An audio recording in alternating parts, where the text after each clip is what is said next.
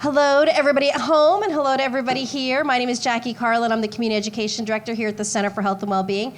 Welcome to Food is Medicine. We do these once a month. There are really fun hybrid classes where the lucky folks in this room are going to get to eat everything Allison creates, and those folks at home can watch along and ask your questions in the chat, and I will pass them along to Allison and our soon-to-arrive expert, Dr. George Guthrie. He will be here in a few moments, so once he arrives, I'll give him a proper introduction. But this is, many of you have taken Allison's classes before, but if you haven't, you are in for a very great treat. She was just talking to our audience in here. Allison is a registered dietitian, nutritionist, yes, and a culinary medicine specialist, and she's a plant-forward dietitian, and she's certified to be a plant-based chef, but this class is all vegan, correct? Yes, all vegan today. So and really what we love to do with these classes is show that it's doable, it's delicious, most importantly, and it's a fun thing to do. So Allison will get started in just a moment, tell you everything she's going to make. You all have the recipes in here, and to the folks at home, I'm going to drop the link in the chat in just a minute with all the recipes she'll be preparing. And everybody here should know afterwards, we're going to send you all a link to this full recording. So if you need to watch something again, a method or technique, that she did, or share it with your friends. If you're so inspired after this and you want to send it to a friend, feel free to send that link around and you guys can watch these recipes again. Be sure to sign up for some more upcoming classes. Allison will be back in September we're going to do a really different class, a fun class, Cooking for Prostate Health. Sign-ups are low because we know our men don't think they need to come in and learn things. So we're saying if you have a men in your life that you want to help them with their prostate health, come as well. But it's going to be a really fun class. And even if it's just good food, anybody is welcome to come, whether you have a prostate or not. Right. And she's also going to be doing a class later in September, Foods to Improve Your Mood. Oh, I see Dr. Guthrie coming in. So here he is. But welcome, Dr. Guthrie. Hello. This is live. I'm going to send you over to Tiffany, who's going to put a microphone on you. So while he's getting his microphone on, I'm going to let Allison tell everybody what she's going to be preparing today, and then we'll introduce Dr. Guthrie in just a moment. So welcome, everybody. Hello, I'm Allison, and today we are going to be making a easy miso soup. And it's going to have some tofu in it. And here we have our chocolate chip cookie dough dip, which is one of my favorites. And we're going to have some apple slices and graham crackers with that.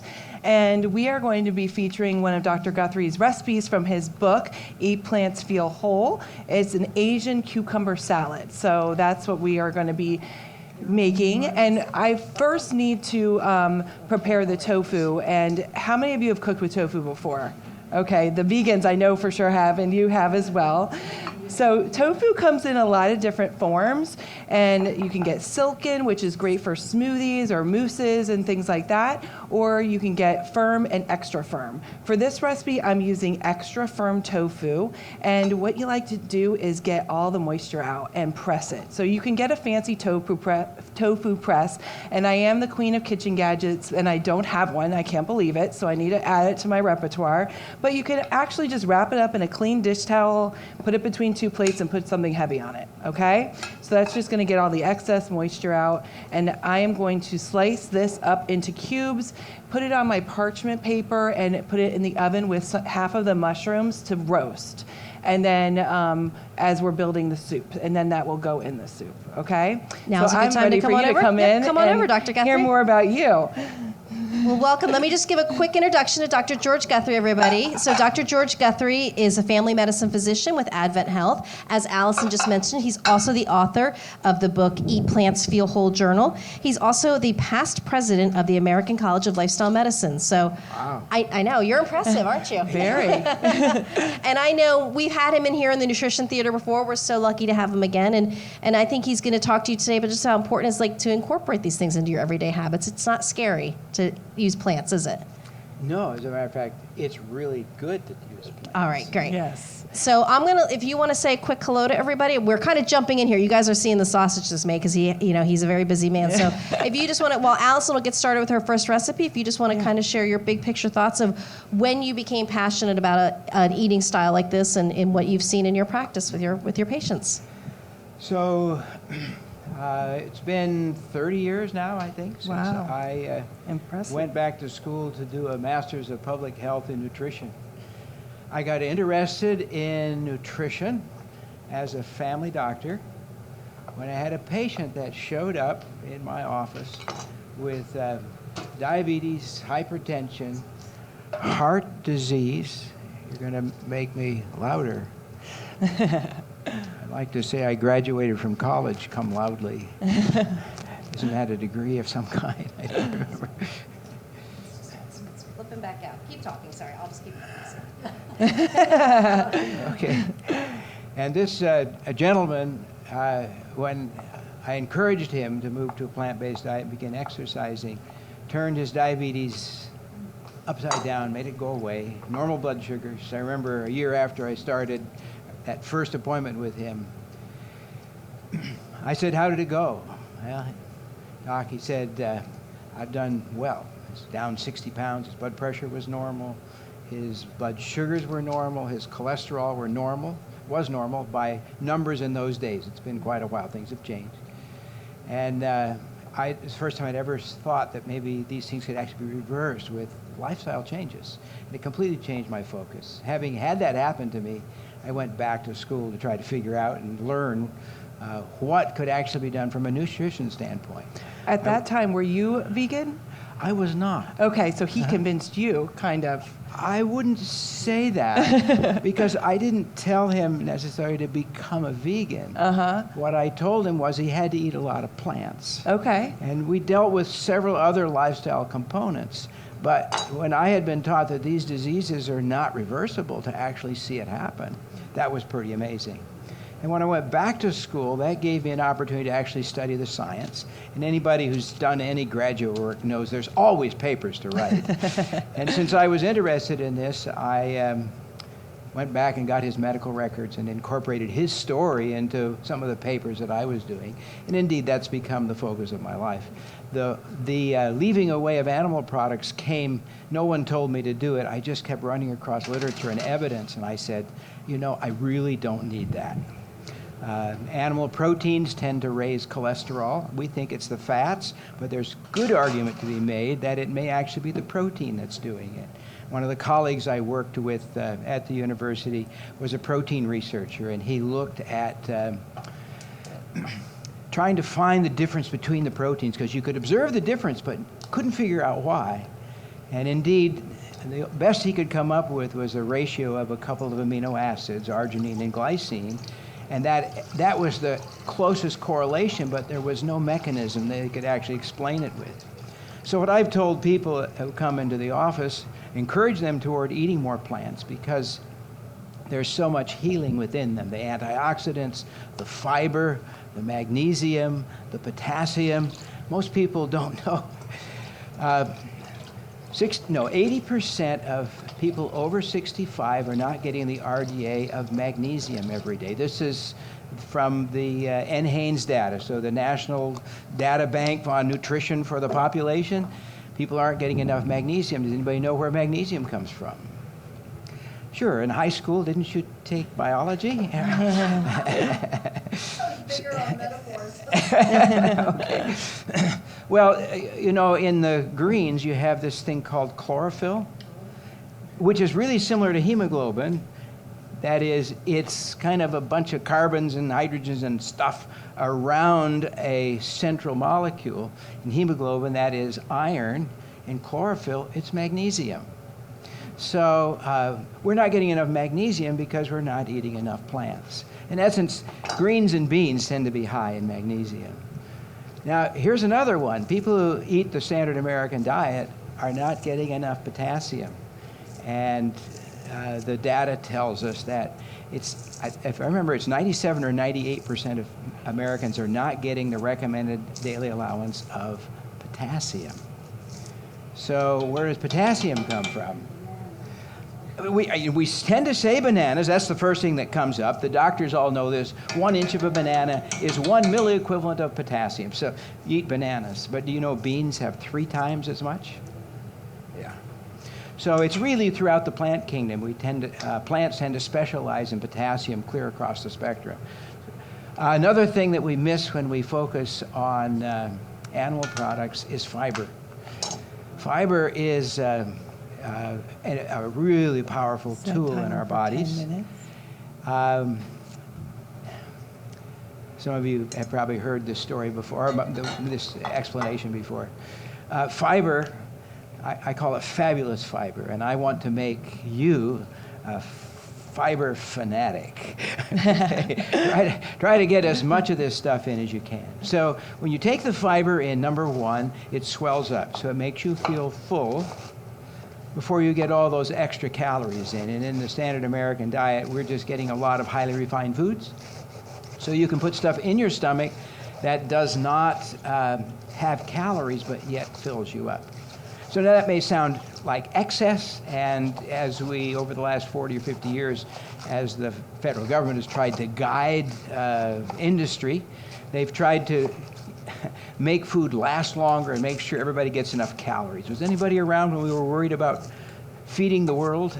Is there going to be enough? Are we going to be able to do it? The population is growing. I know my senior seminar, when I was doing my undergraduate year degree in biology, we had a big argument over that. And I was on the side, I was assigned the side that said, yes, we can do this. Okay. Well, they tried to move the calories, get the calories through.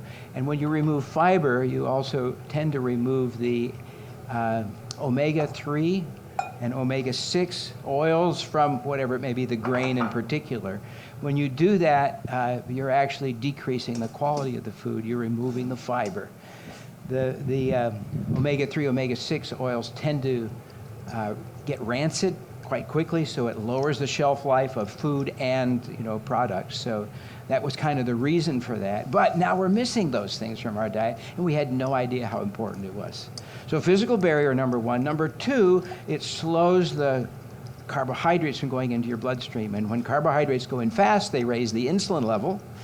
And insulin tends to make our weight go up, and it tends to make our cholesterol go up. Insulin drives cholesterol and LDL production, and tends to lower the HDL. So, trying to keep that down with the increased fiber is good. Now, that fiber also runs through to your colon, and in the colon, that fiber is chewed on by your microbiome. Have you heard of that? The bacteria in your gut? The good bacteria chew on fiber, and they make things that decrease our appetite, turn our cholesterol production down, help with our mood. I mean, it is absolutely incredible the more we learn about it. We're missing our fiber, okay? There's even a little substance that they make called propionate that goes to your brain and says, you're really not as hungry as you thought you were. I'm calling it the poor man's Ozempic. Okay, because it's just then part of your food. Ozempic. What's that? The smart man's Ozempic. I like that even better. I like that better. Use food. But Ozempic is expensive. It is. It is. Yeah, that's right. And if you can do it with food, let's do it with food. That's true. That's true. Are you saying that animal protein drives the higher cholesterol? Yes, and I'm happy to share the kind of the review article with you. Actually, T. Colin Campbell, who's a lifelong nutritionist, wrote the article. He actually emailed it to me because I know him, and he said, hey, I want you to see this, so several years ago. And I think he made a very strong argument that it's probably the protein. So when I encourage people to move towards plant-based eating, I'm not telling them to become vegans.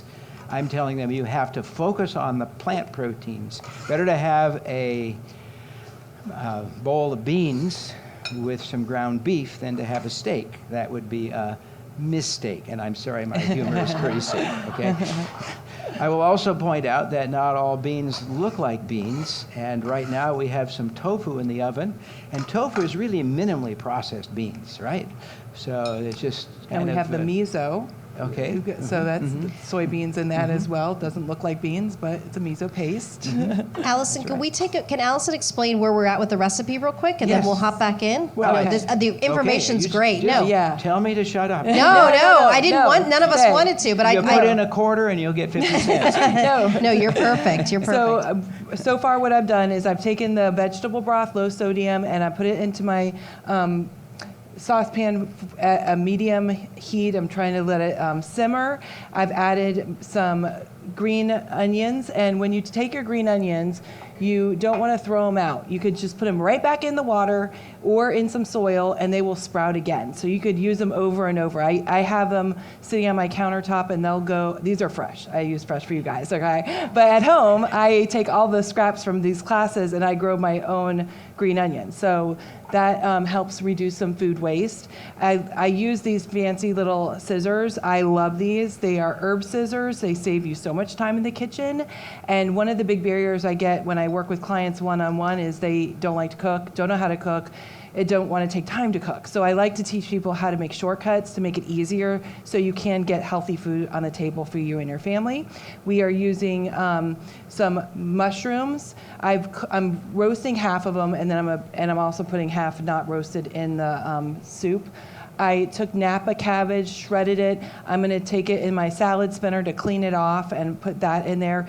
I'm always looking for ways to add more veggies and more fiber into my diet because of what you said. So smart man's Ozempic, okay? So I'm adding in more veggies as much as possible. So if you feel like you're hungry and you need a snack, I always grab for veggies first, okay?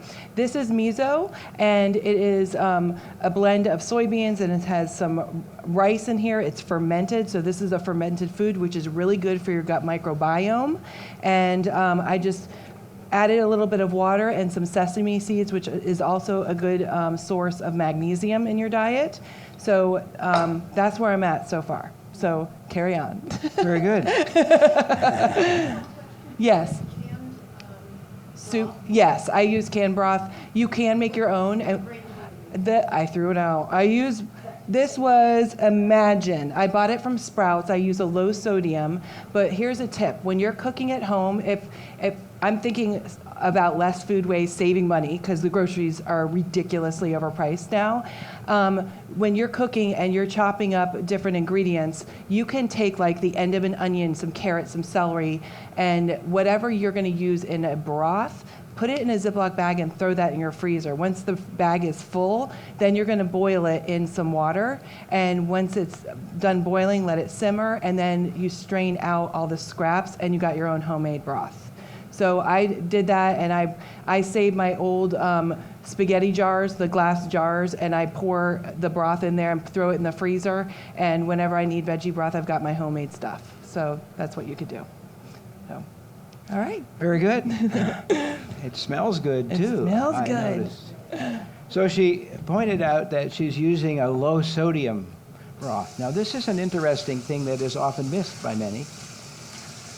One of the things that we've been successful about as a medical community from the lifestyle standpoint is getting people to take low salt. But you know you can get your salt intake too low. Mm-hmm. As a matter of fact, the evidence is now that while you can have increased death and heart attacks and whatnot from too much sodium, you can have increased death from too little as well. It's a U-shaped curve. So and with this recipe, the reason why I chose low sodium is because the miso's got a lot of sodium in it, and I was thinking this has a little bit, but the miso has a lot. So, okay. And then I like to taste too while I'm cooking, so that does it need more sodium? Because salt brings out a lot of good flavor too, and it's good for your body as well. I guess I'm trying to say it's not bad. Right, okay. It's not bad at all, not bad at all. So we've kind of, some people equate salt with sin, I think. Some people, and I often see this, especially older folks who are really trying to take care of their disease, they get really low in their sodium and they start to cause more problems. So interestingly, the evidence is that it may be mostly the absence of potassium rather than the excess of sodium. Because the ratio, as they study this in populations, it's the sodium-potassium balance that makes more difference than actually the sodium level itself. So most Americans are not getting the recommended daily allowance of potassium. Where do you get potassium? Greens and beans. Plants! But greens and beans, yes, magnesium, but there's a lot of potassium in those as well. So that's true. Pretty much across the board. Fruits, vegetables, not so much the grains, but the fruits and vegetables especially have a lot of potassium in them. So go for them. I have a question. Do you have an opinion on canned beans versus dried beans?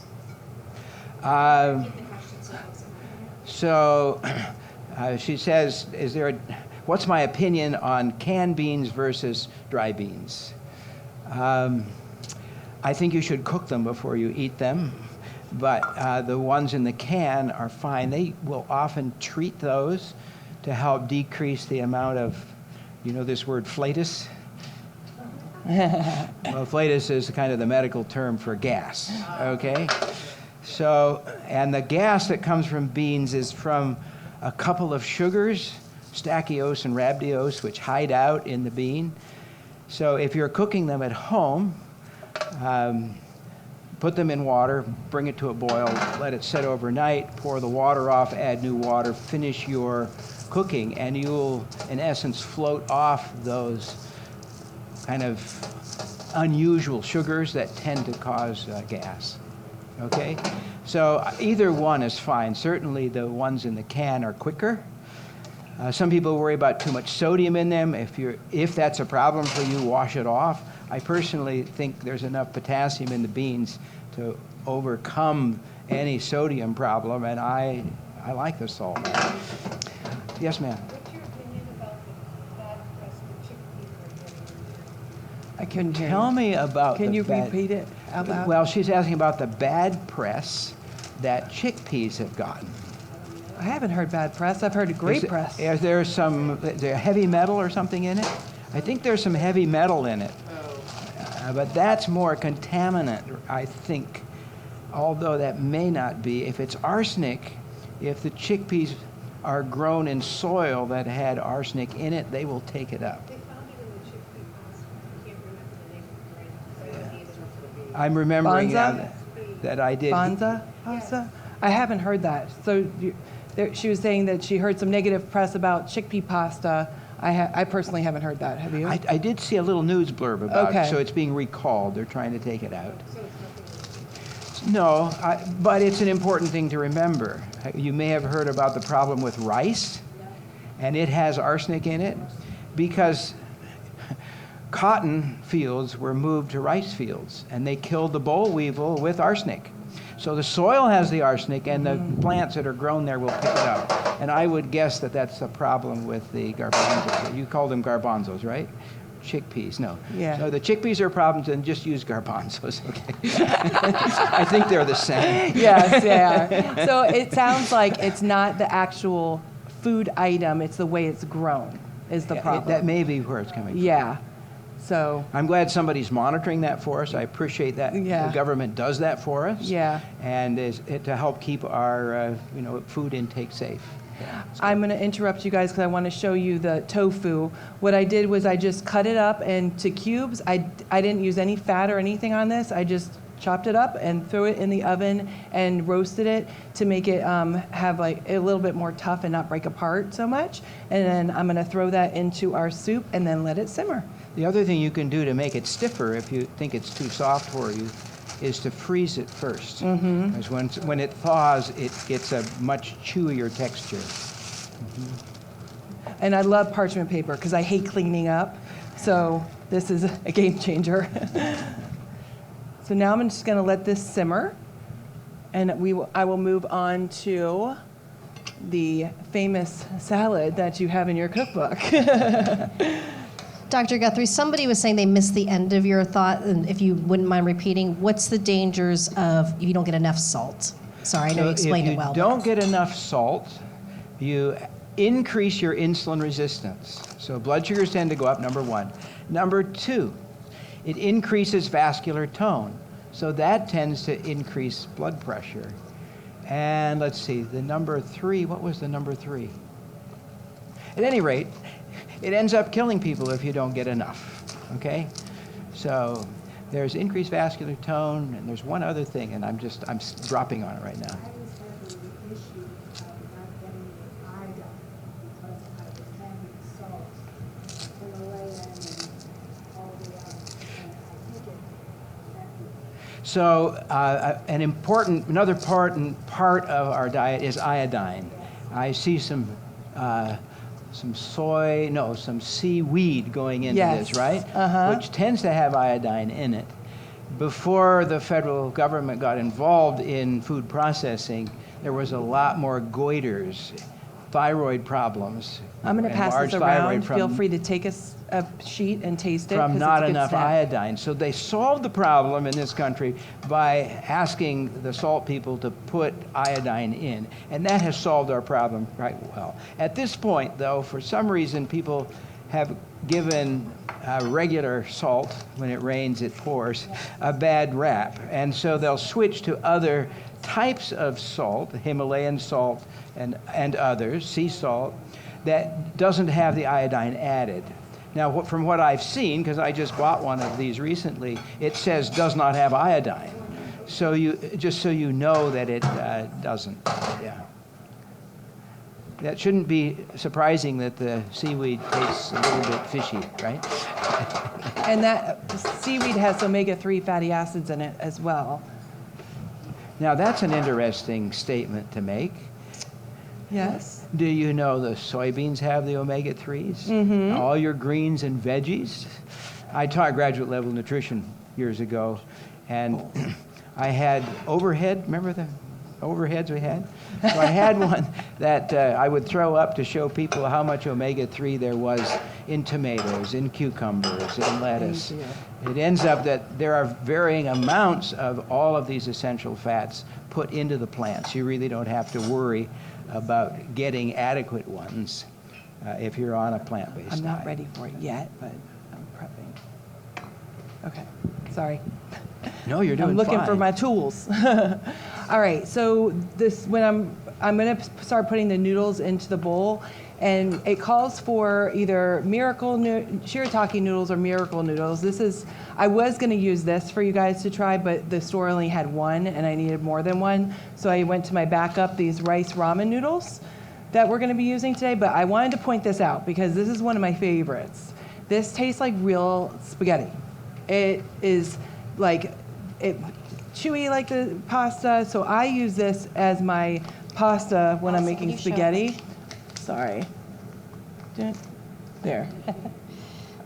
This is weird. Okay. And it's only 5 calories per serving. One bag has 2 servings in it. You could also find shirataki noodles. I've tried those and they smell like fish to me, and I don't like fish smell at all. This doesn't smell. So I just open it up. You don't have to cook it. You just put it over some hot sauce over it or hot soup, and it's absolutely delicious. So I highly recommend it. At Publix, you can find it on the top shelf. I did see a clearance symbol on there, so I'm praying to God that they keep it. But they have it at Sprouts and Whole Foods and Fresh Market as well. And same as the rice ramen. Sure.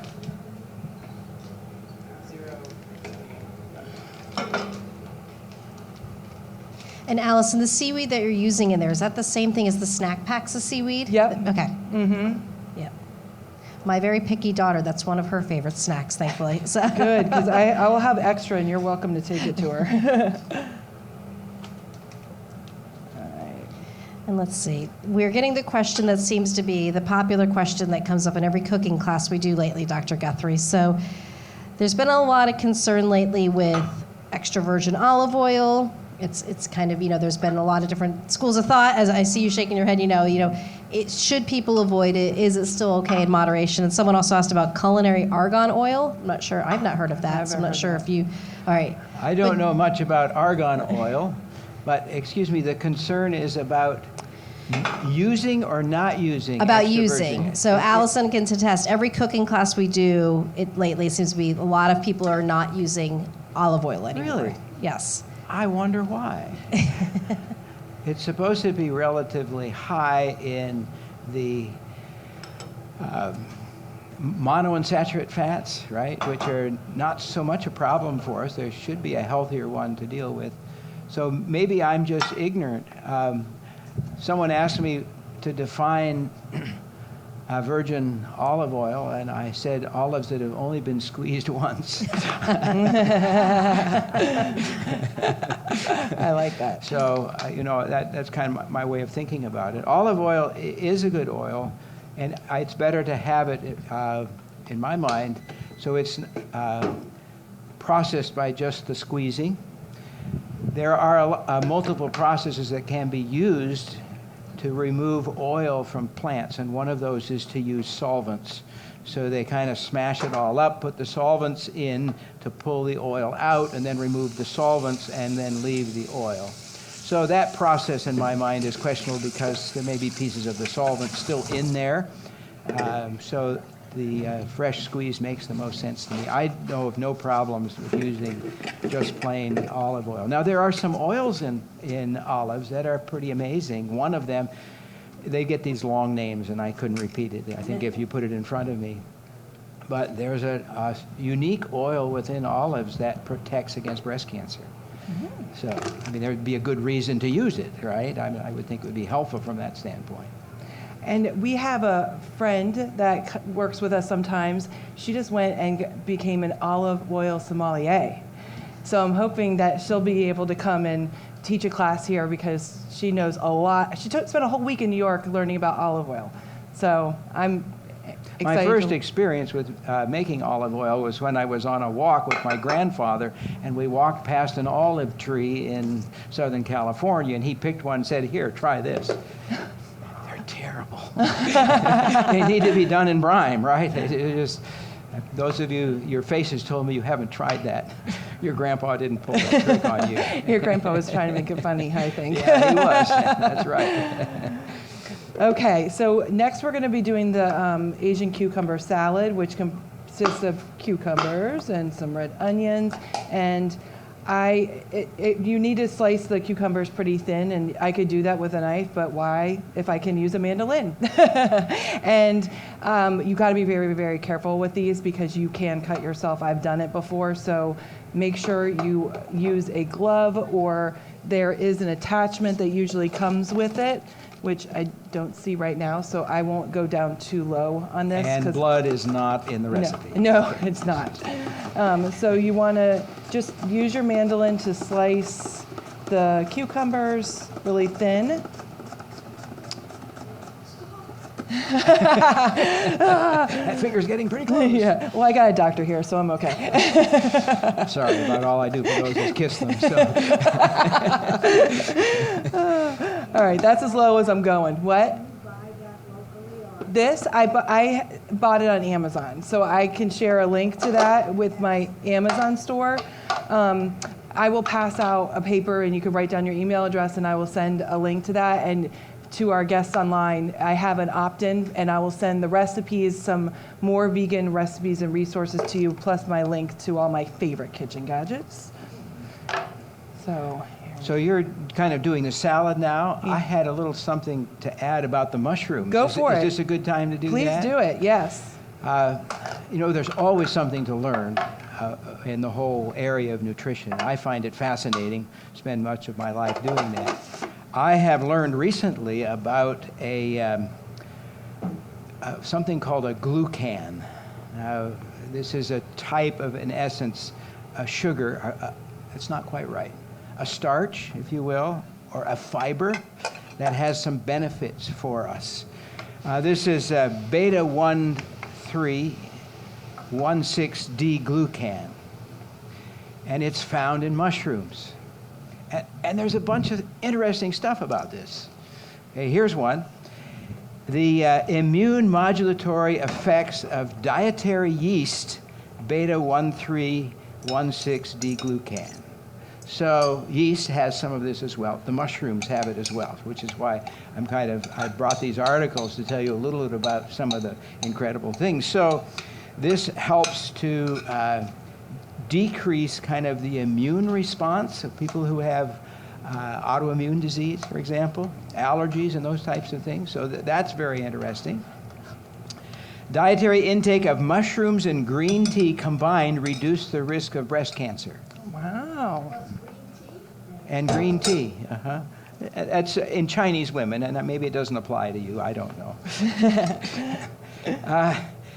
The association between mushroom consumption and mild cognitive impairment. Mushrooms actually protect against loss of memory, and it's probably some of these kind of very interesting fibers. This particular one talks about this 1,3,1,6 glucan, beta-glucan. So fascinating, the things that are hidden that we are beginning to discover. So this is beta-glucan supplementation on allergy symptoms and quality of life in self-described ragweed allergy sufferers. So again, the shiitake mushrooms and the little button mushrooms tend to be very high in this particular type of glucan carbohydrate fiber. Okay? Yes? I heard that we should not be eating mushrooms raw. Is this true?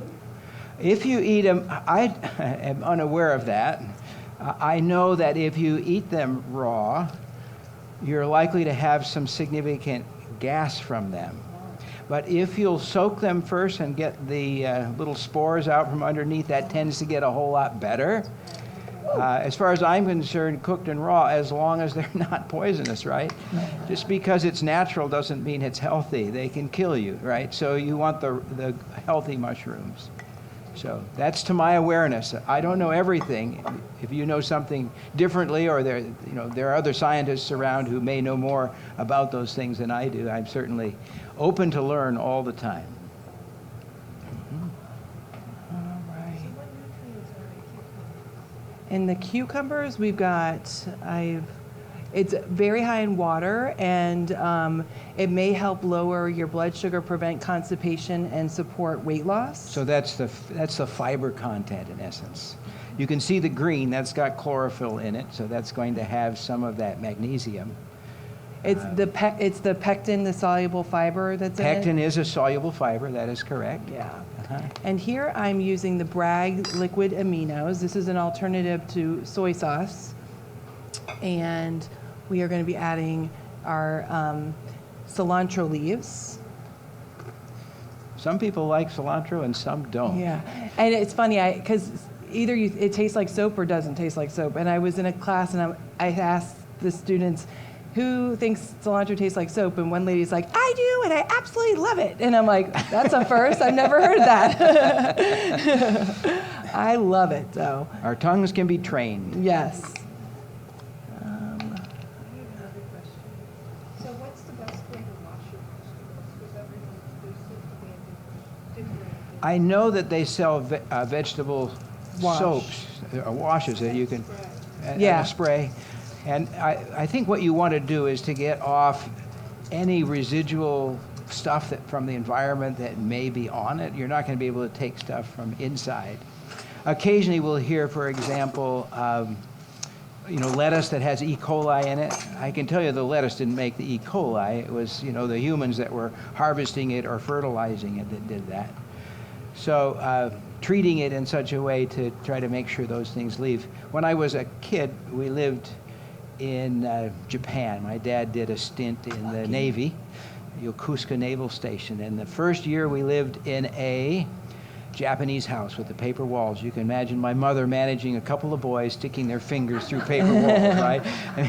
Fortunately, the housemaid would kind of fix that. Wow. But one of the things I remember is the man coming by every morning, the farmer with his honey buckets. He'd have his kind of shoulder piece with a couple of buckets. He would go from house to house picking up human waste, and that's what he grew the garden. And the garden was incredible.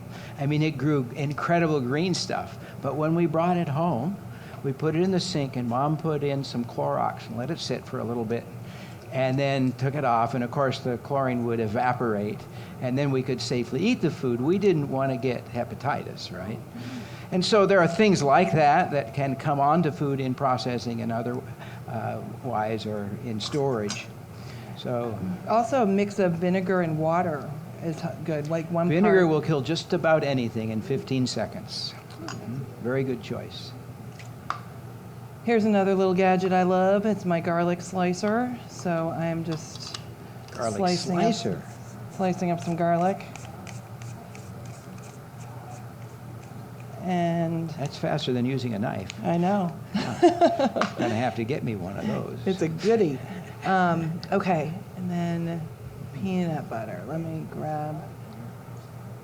When I'm looking at peanut butter in the stores, you have to look at the ingredient list, and make sure it just says peanuts okay?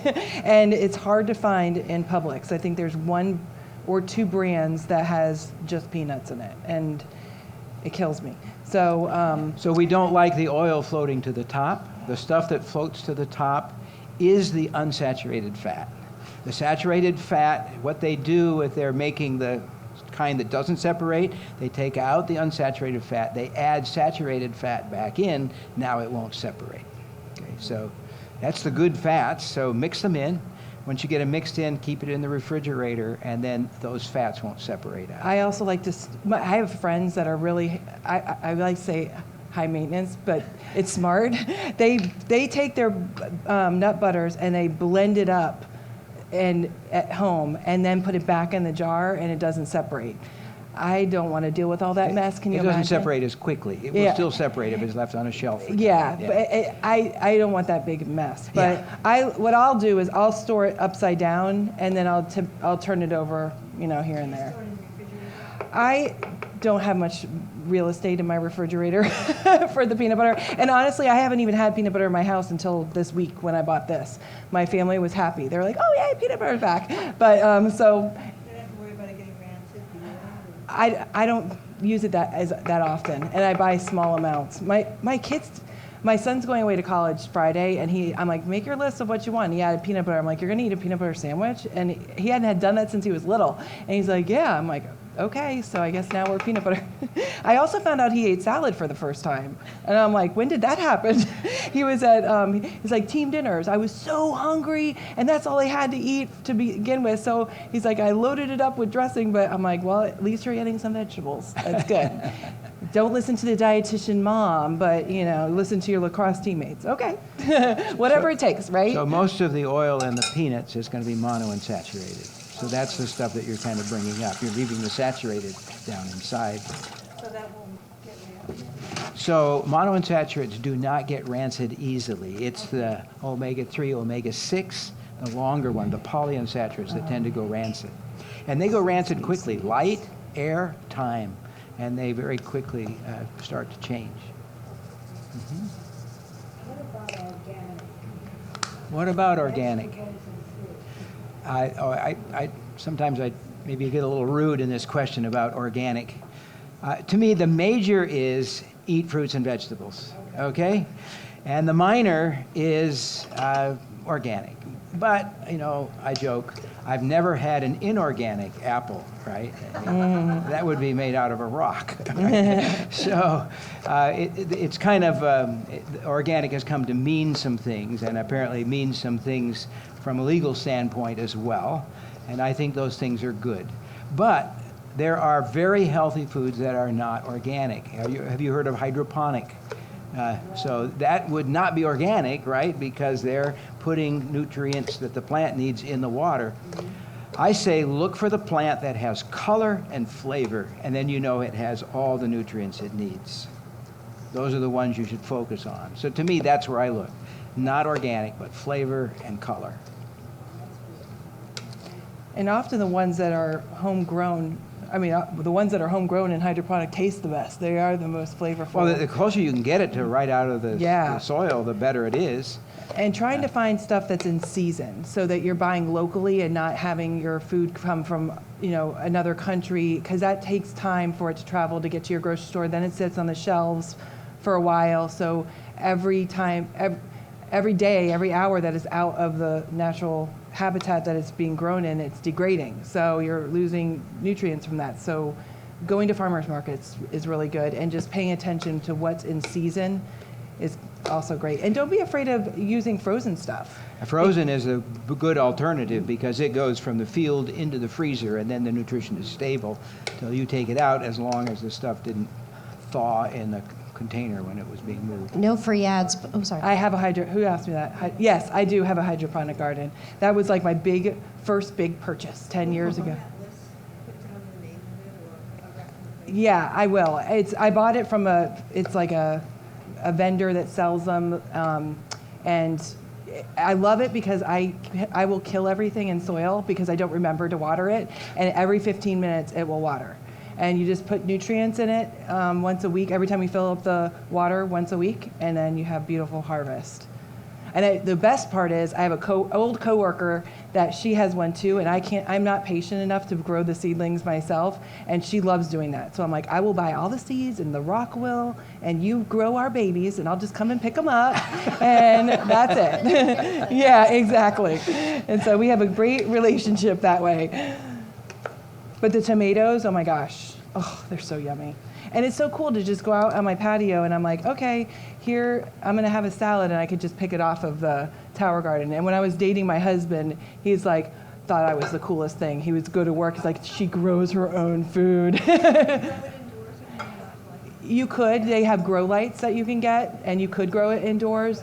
I don't have enough space for that. Plus, if like the leaves start to brown, I don't wanna deal with, I'm already cleaning up after kids. I don't want to deal with cleaning the leaves from the tower garden too.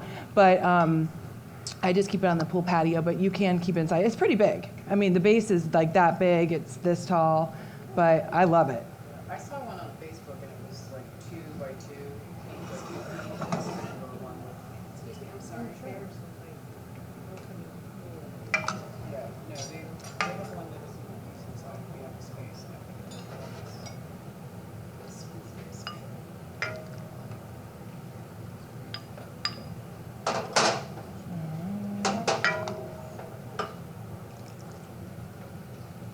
I think Can you explain about the miso and when I put it in.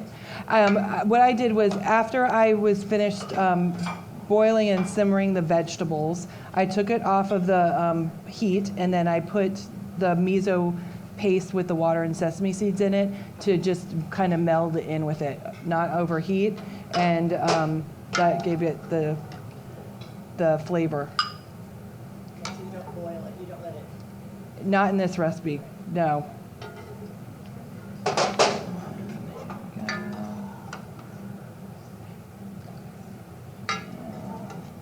And the tofu is a complete protein, so.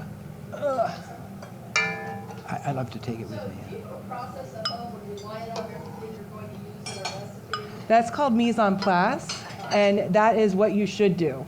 Because many times I get overzealous. I'm like, oh, I want to try this recipe, and I get all excited, and I think I have everything, and then I get to it, and for some reason I'm missing a vital ingredient, and I'm frustrated. So it's definitely smart to do mise en place, which means laying everything out that is going to be in the recipe, so you're sure you have it. It makes cooking so much easier too, because it's just like boom, boom, boom, boom, boom.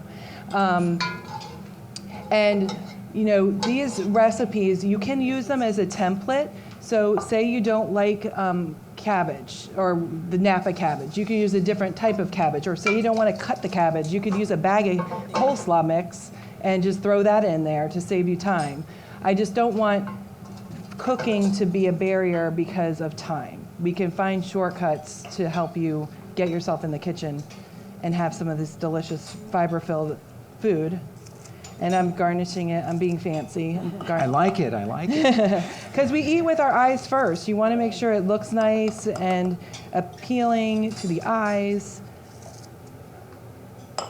And you want to be mindful and not rush eating. I was talking with a adolescent girl, and we were increasing the fiber in her intake of fruits and vegetables, and she was showing me her lunch boxes, and they were beautiful. But her mom's like, okay, she's having a lot of gas. She said, I could tell you if you don't tell anyone. So I'm not using her name, okay? But I'm like, how fast are you eating? And she's scarfing down dinner, and that can lead to swallowing a lot extra air and, and having more gas. So, but, all right, here we go. Now we've got our soup. I'm going to save my ends. So my kids are grown. Uh-huh. But I heard the public schools were using Lunchables. Oh, yeah, they're terrible. Yeah.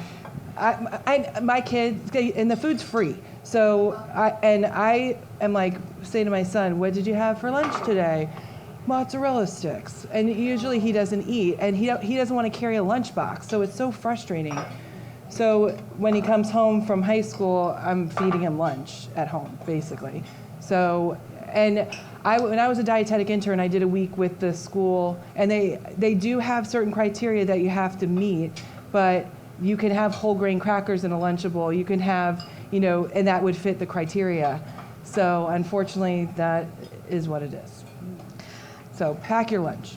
Dr. Guthrie, I'm curious, what inspired you to write a cookbook? Have you always been in the kitchen? I was hoping to be able to bring that up. Good. Good. The first thing to recognize is that I'm really not a cook. I mean, I baked some cookies and made some cakes. I know how to do rice and oatmeal, and we eat pretty simply at our place. You know how to make ice? I know how to make ice. Yeah. So the story behind the cookbook goes like this.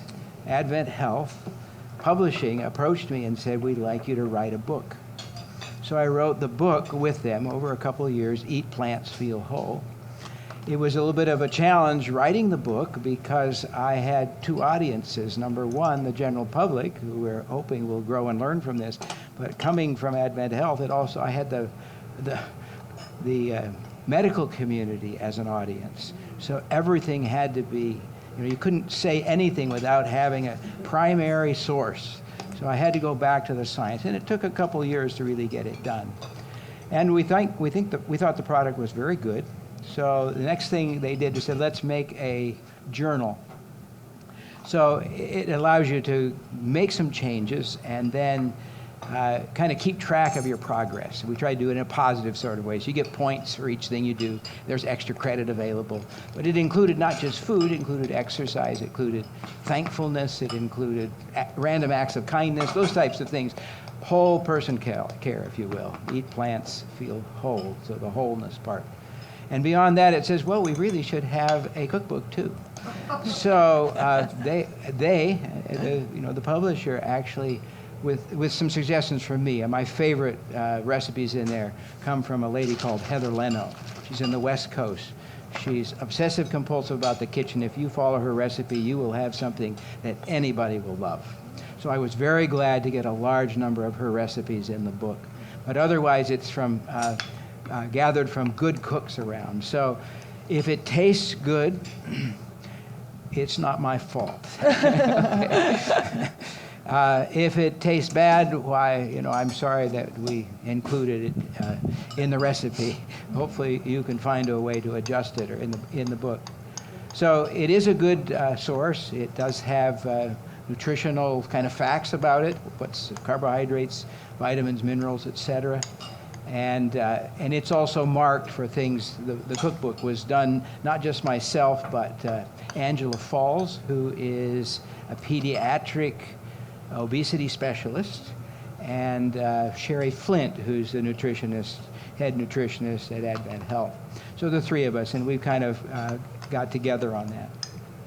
So I take credit for writing and encouraging, and kind of from the scientific side of things rather than the actually preparing the food.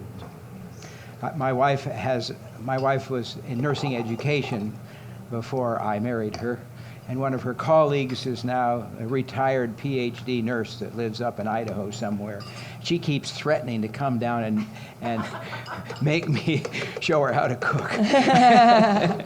I think she's trying to shame me.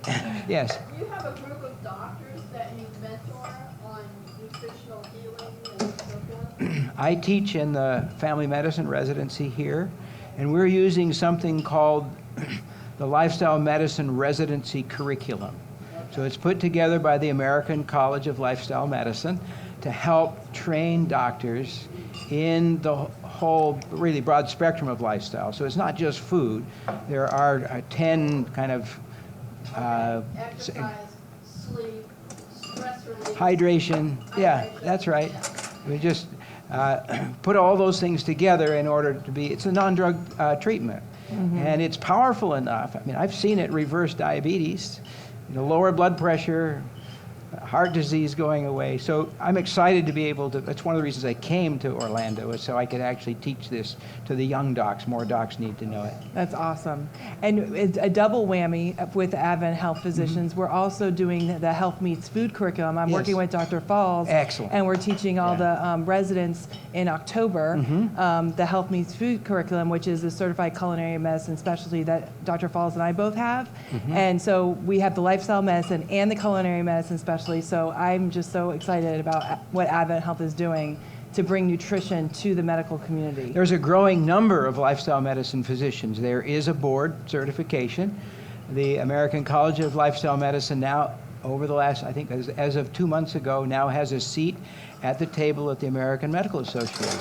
So incredible. You know, trying to be mainstream. This is science. We need to apply science to the lifestyle part of things, for behavior change, for nutrition, for exercise. All of these things need to be put together and emphasized. That should be the foundation of treatment, right?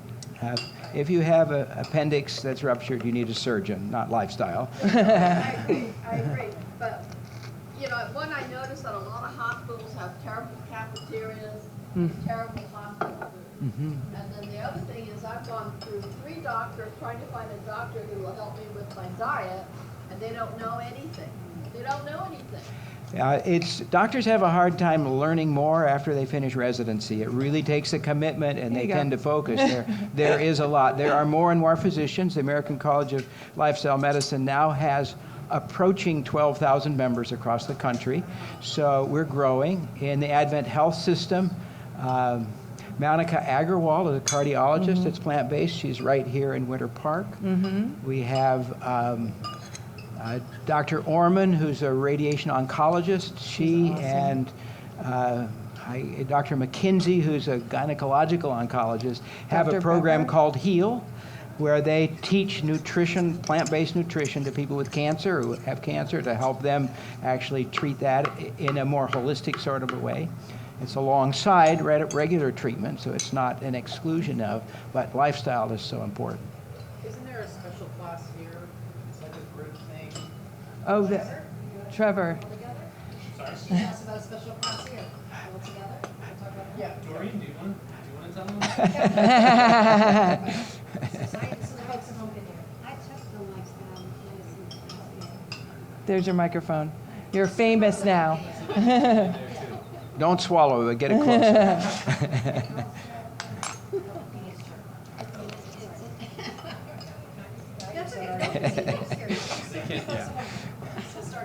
I'm not used to this. The program consists of a lot of different things. The nutrition, they talk about exercise, mental health, etc. And there's been a special person that's placed a special place in my heart that helped me lose weight. I lost 16 pounds since July 1st. You say 1, 6, Yours truly. 6, 0. 1-6, yes. Thank It's been you. a pleasure to read. I had victory, praise Jesus. Yes. Thank you. That is awesome. Trevor, I'm going to introduce Trevor Hicks, who's sitting here, my colleague. Trevor's going to talk about the Well Together program very briefly. This is the program Doreen was just talking about. So, Trevor? Yeah, I figured I'd give Doreen a chance to tell you a little bit about it from a perspective of somebody that participated in it, and Dr. Guthrie. Dr. Guthrie referred her into the program for us, but I consulted with Dr. Guthrie and a couple of other physicians from AdventHealth when thinking up this program. We kicked off Well Together here in the building in January of this past year, and we'll be continuing it again next year. But basically, it's an 8-week comprehensive wellness program that focuses on 3 main pillars, which nutrition is a big part of that, fitness, and then behavior change or lifestyle change, like we've been talking about here. We used a lot of the components of lifestyle medicine when we were thinking and researching and kind of dreaming this program up. And yeah, ultimately that's the program that Doreen just graduated from here a few weeks back. But we do offer pretty much all of that here within the center. All of the different classes are either hosted here in the Nutrition Theater. We do a cooking class at the culmination of the program. But the conference rooms here next door is where we do a lot of the group style education, very similar to what you're hearing from Dr. Guthrie and from Allison here today. But then we also, a big component of it is fitness. So we partner with the Crosby Wellness Center. You have a gym membership through the entire 8 weeks, and you get to work with the exercise physiologists in there on your fitness too. So. What is the program called? The program is called Well Together, so we can put the link. Sorry. I was just going in front of people here, but I forgot we're on there. So the program is called Well Together. Jackie can put a link to it in here, and I can leave some brochures on the table over here afterwards as well. But yeah, so it's a program here run through the center. It does have a fee associated with it, so it's $249. It's a one-time fee that includes your membership to Crosby Wellness for those 2 months. That also includes 5 different behavioral classes with our licensed mental health counselor, 4 with our registered dietitians, as well as the cooking class. And then you get a one-on-one pre and post-assessment with the fitness team and supervised sessions throughout there as well. Can they So use their HSA card or flex spending card with it's that? a great question. So I've had that tried a few times. I've had a couple people be successful paying for it up front and then getting reimbursed with their HSA, as well as swiping and using Perfect. their HSA as well. The next one starts on September 9th. We are all but full for that one, but we will have another one starting in January as well. So Do you have a wait list for January? we do. We have a small wait list. I will say it's not close to being filled yet, but we're looking at kind of starting to expand the offerings next year. And I'll bring brochures so you don't have to necessarily write anything down. All there is on that brochure. There's a QR code on the back. If you're at all interested in more information after reading through the brochure, scan that QR code. It just puts in your name and your email and your phone number, and then you'll get reached out to by yours truly. So, other questions? Well, let's let Allison talk. Yeah. Okay. Are those She's doing the good chickpeas or stuff. garbanzo, Al? These are chickpea garbanzos. It depends on who you're talking to. So we're doing the chickpeas, and I did 1 can chickpeas, 1 can garbanzo. So, and so what we're doing is we're making a chocolate chip cookie dough dip, and it's going to be a bean-based dip. So you're going to increase your fiber. It tastes really yummy, and I wanted to reduce the amount of calories and fat in it. The recipe originally called for all peanut butter, so I swapped out half regular peanut butter, and then I made some with peanut butter powder, and I used I mixed it with almond milk to go with that to make a paste. Put that together, and then we're doing some maple syrup as our sweetener and some cinnamon for flavor. I'm going to blend this all together. It's going to get a little noisy. Then I'm going to use these mini chocolate chips to fold into our dip. These are great if you have a family that has allergies, so this is allergy-free chocolate chips. So did you just put enough almond milk to make it smooth? Like a paste. It says, like, what does it say? I doubled my recipe, so it's different from what you're saying. So I think on yours it says 1 to 2 tablespoons. I'm a Rachel Ray cook when it comes to some of these things. I don't necessarily measure exactly. So I just make it into like a paste, like a peanut butter paste. So.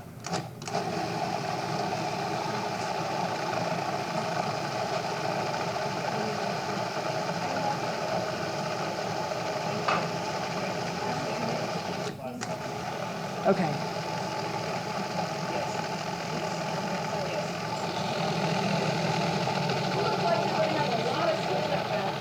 I do. Luckily, I have help. Yes. I just want to ask you, on the recipe it says vegan chocolate chips. It doesn't say how many. Because I Rachel Ray it. I just whatever I think it looks good. So you decide at your discretion. And they're dipped. It's a dip, It's right? a dip, yeah. And so you put your apple or your graham cracker in it and dip it. Yeah. I'm looking for a bowl. Let's see. Put in there, yeah. Sprouts. I bought those chips at Sprouts. Yeah. Publix. They have it at Publix as well. All right. This is not my food processor, so it's new to me. There we go. Oh, it smells yummy.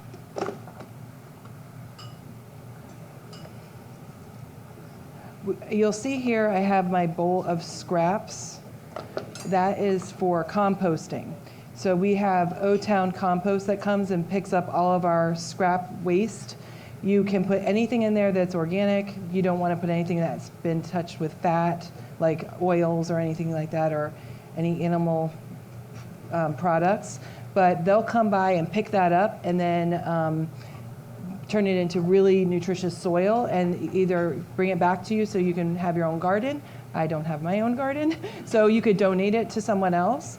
And because the soil is really, really important for making sure that you have success in your gardening. Do any of you guys have a garden at home? No? Pots. Yeah. What herbs are growing well for you right now? I have basil. I just redid it.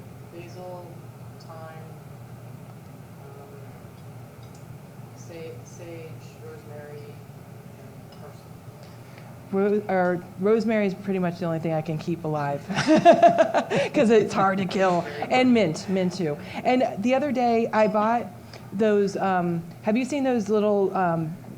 They're plastic containers that you can put your herbs in, and you put water on the bottom. And you can keep them in your refrigerator. I saw them online. I'm like, let's see if that'll work. And it was cheap enough, so I bought it. I put the mint in there from when I did the fruit salsa class, which was a long time ago. It's so green. It's not gotten bad yet. I mean, it's been like weeks. So that I'm going to invest in some more because I have some oregano and thyme at home that I don't want to have go bad. So that would be a good investment if you're not having your own garden. Who stole my chocolate chips? You stole them. You stole them. All right. So just something that's happened at our house, these chocolate chips, they tend to have quite a bit of saturated fat in them. And so we discovered a really good replacement. They're called Bake Believe dark chocolate. Bake Believe. Where do you find that? And, well, I got it on Amazon. Okay. But what they've done is they've exchanged much of the fat. Because, to make chocolate chips, you have to have saturated fat so they actually stay up. And it ends up that inulin, which is a soluble fiber, the best for our gut, has a similar consistency if mixed with the right amount of moisture. So these chocolate chips have the dark chocolate in them. They have no added sugar, which is kind of interesting. And then they have the inulin and then a little bit of the fat. I need to get that. Bake Believe. Bake Believe. Bake okay. Believe. Believe, B-E-L-I-E-F. Like, believe it. This tastes great. This tastes good, believe. Yes. Yeah, we love to snack on them for dessert. I know I'm getting a high fiber dessert. I've got some in my lunch today.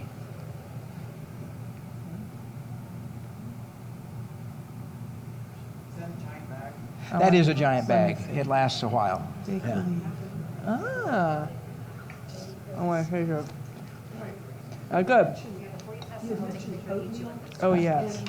We recommend eating like steel cut oats because there's so much stuff. Oh, don't eat oats. That's what they feed cows to. So what are your thoughts? All right, hold this thought, 'cause I'm going to repeat it. We're going to take a picture with you. Oh, with me? You're the Okay. star.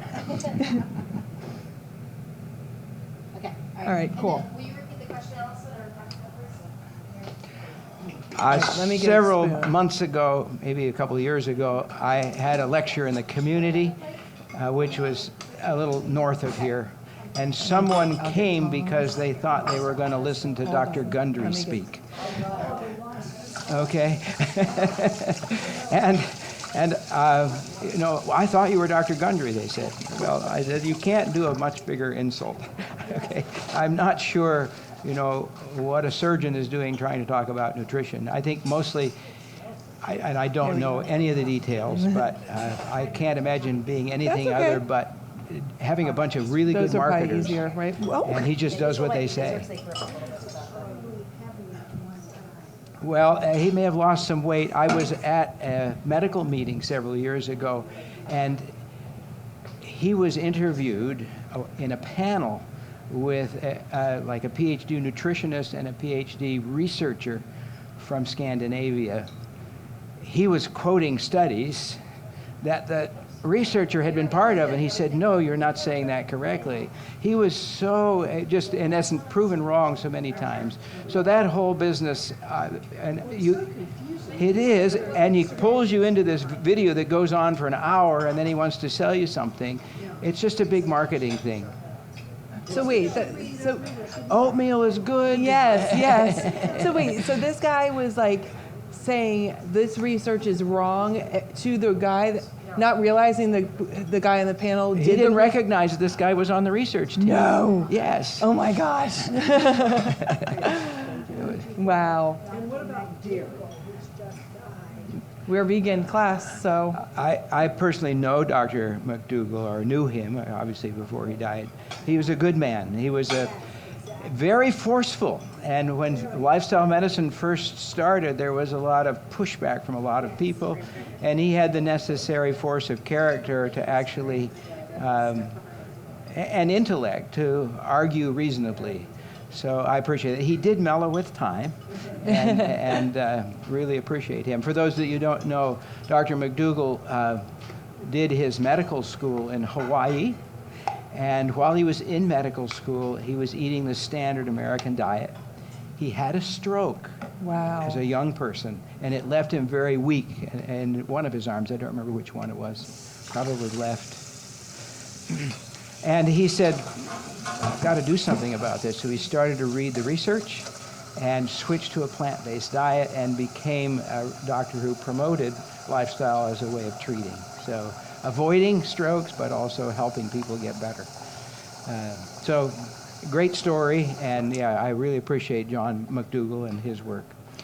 Yes? Do you think there's a lot of confusion about nutrition, sort of like how the cigarette companies were? There was a lot of confusion for a while, whether doctors were smoking cigarettes and all of that? Yes, a lot of the things that the cigarette company figured out as a way to kind of slow the scientific process down with the confusion and articles that are biased and whatnot has been done by the meat and dairy industry as well. To me, it's very clear the preponderance of the evidence is that a plant-based diet is by far the healthiest.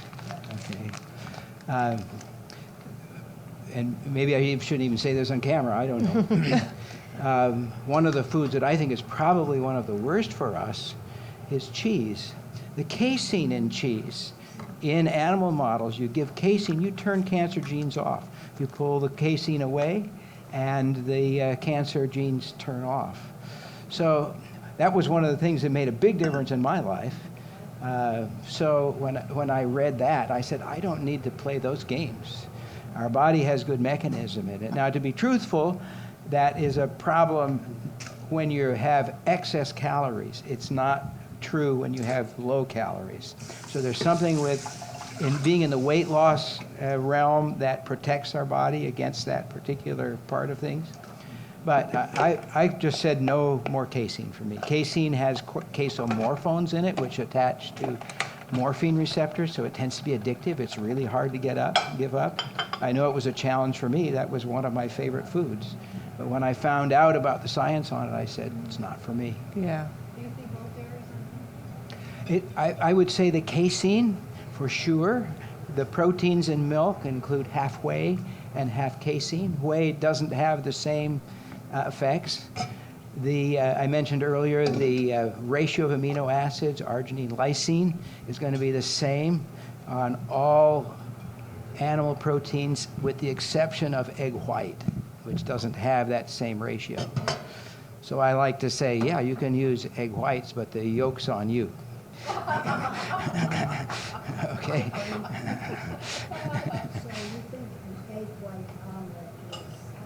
I think that would be one of the safest things to do. And it doesn't have, eggs will have no fiber in them, but you don't eat just eggs, you have a meal. So if your meal is high in fiber, which is why I encourage people, I mean, if you're going to be having animal products, it's not that you can't be healthy and have animal products. That's not the point from my standpoint. It's that you need to have a predominance of plant protein to overcome the ratio. And I think we should stay away from casein completely. And that's the choice I've made personally with the evidence. Have you found that there's been a big problem with added sugars, like from sugar, from beets and sugar cane and all of that? Added sugars are a problem, and I think we have evidence that that is the case. Small amounts of sugar are good. Our body really does well on carbohydrates. You mentioned Dr. McDougall. One of his early works was the starch diet.